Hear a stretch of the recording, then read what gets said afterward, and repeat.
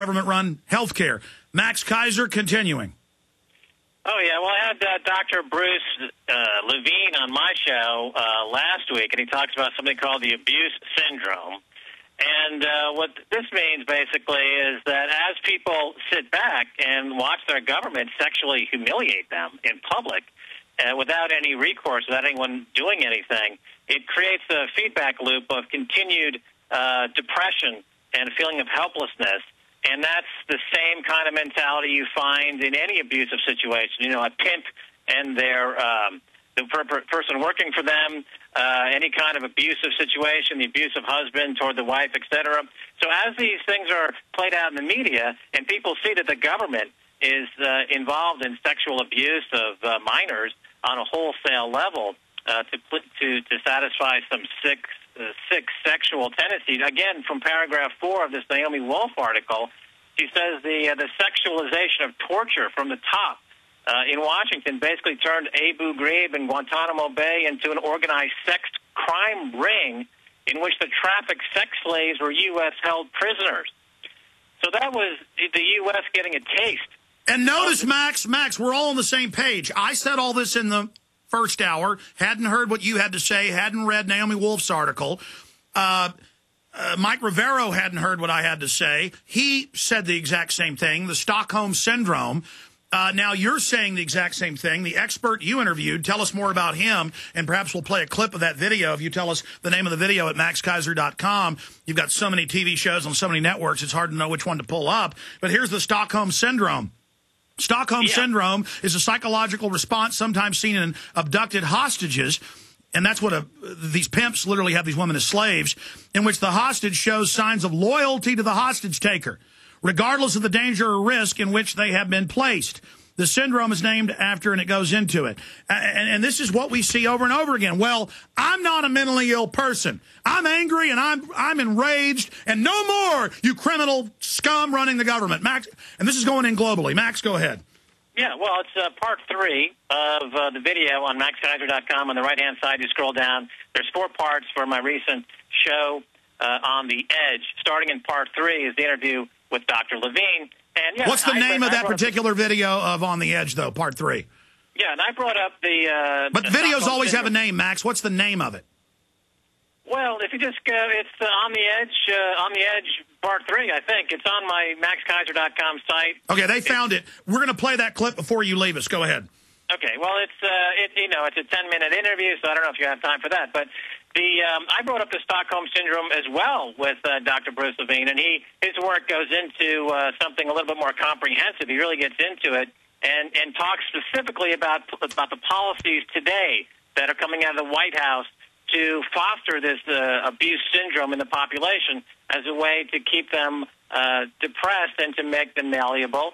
And this whole body scanning, sexual torture is just part and parcel of this whole model that I've been aware of for a while, which I call the casino gulag model. And the reason why people one of the reasons why people allow themselves to be subjected to this type of humiliation is that the casino part of the equation is very good at holding out a carrot and making people believe that they're going to win the lotto. They're going to win the casino job. They're going to get a job at Goldman Sachs. They're going to become a huge beneficiary somehow of all of the insider trading and market manipulation. And that's the hope that people think in the back of their mind. They're willing to put up with anything. They're willing to put up with strip searches at the airport if they think that by some chance they're going to have the winning lotto ticket. And that's what the media, particularly outlets like CNBC, which has the ticker tape running 24/7, and Jim Cramer, he's pounding the table. You can be a winner. You can make a fortune in this stock.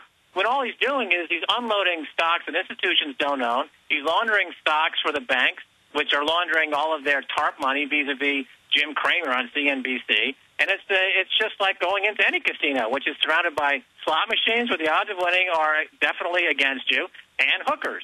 You know, it's a casino, but it doesn't have, unfortunately, in this casino gulag model in America, the food is not cheap and the housing is not cheap. That's the big difference. Continue. Well, I think that I'll put something on the table here for you to consider, which is that the country that was the first into the meat grinder of this huge, globalized, syndicated fraud, it was Iceland. And Iceland, the Icelandic population, the bankers on Wall Street. Now, I was in Iceland. As you know, I made a film about this. I was in Iceland, and a year before it collapsed, it's a film on YouTube called Money Keiser. I sat down with bankers in Iceland, and I said, your krona and your economy is about to collapse. And they said, no, it's not. That night, I was in a sushi restaurant in a Hotel 101 in Reykjavik, and there were these Lehman Brothers brokers. And, of course, I worked on Wall Street for many years, so I struck up a conversation. And they were telling me that they were plotting to crash the krona to make a huge score. And I said, yeah, but the banker here just told me that, this economy is in great shape. It sounds risky. And they're like, no, you don't understand. They've leveraged themselves 10 to 1. The entire GDP has been leveraged 10 to 1. And we've got this global syndicate of short sellers and all of our regular crew. And we're going to take this krona, we're going to take this economy down, and we're going to score huge. And that's exactly what they did. And now Goldman Sachs pilots the entire banking system and policy and has their people at all levels of government. Instead of them being arrested and the nightmare ending, it isn't going to end. It's going to get more and more hellish. And Jack Bauer tortures people to get answers and tortures children. Everybody fantasizes to be a torturer. Now they all get to be tortured, or you go get a job as a humiliator and an abuser, and it just gets sicker and sicker and sicker. Well, now in Iceland, they are voting on whether or not to reimburse the UK government for millions of dollars that were guaranteed by the bankers on UK savers, $5.5 billion worth of savings that were used to fuel the speculative run-up in Reykjavik. And now the UK government classified Iceland as a terrorist for not paying back, for not allowing the citizens to be forced to pay back the speculative money that was lost by the bankers. And now they want the citizens to fork over billions of dollars for restitution to the bankers and the speculators.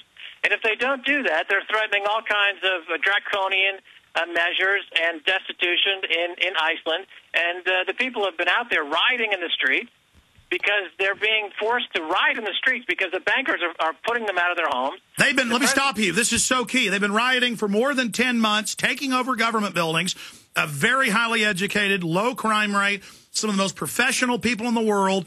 They have been rioting for coming up on a year.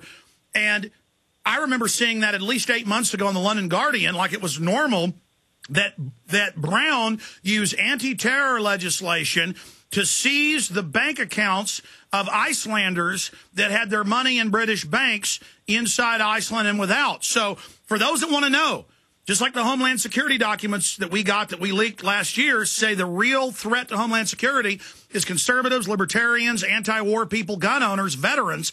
This whole thing is to rob your bank account. Max Keiser. Well, on that front, there was a great piece in zerohedge.com website about a little legislation that was just sneaked in a couple of weeks ago, which now makes it possible for the banks to declare that they are not going to honor money market funds, that they can seize money market funds at any time for any reason. Which means, so anyone who's got money in a money market fund in any of the banks or brokers in the United States, as of now, the banks can claim that for any reason that they deem appropriate, they can seize those and accounts. That's just the standard savings account for most people. I mean, the little bit of money I've got in the bank, because I don't trust the banks, but to run the business, it's in money markets. Wow, you just dropped a bomb on me, Max. What's the headline on that? I want to look it up. It's on zerohedge.com is the site, and it's, let's see, if you just put money market seizure, money market seizing. Unbelievable. I mean, it just gets, Max, it's clear. They're getting ready to really drop the hammer, aren't they? Well, again, it's just you have to understand the model. The business model, I'm primarily a stockbroker and a businessman. I look at this from the money side of the equation. And you just have to understand, for example, from the money side of the equation, going back to when they declared the so-called war on terror, at the exact same time, John Poindexter, who was Assistant Treasury to the Defense Department. Tell us about that when we come back.